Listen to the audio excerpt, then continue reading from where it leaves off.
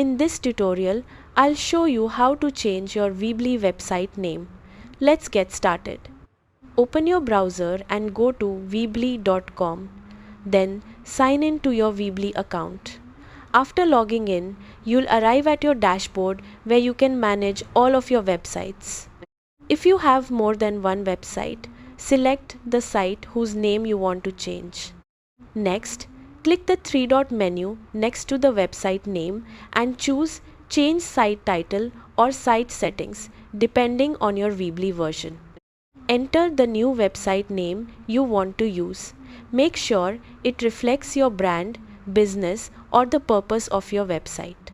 After entering the new name, click Save to apply the changes.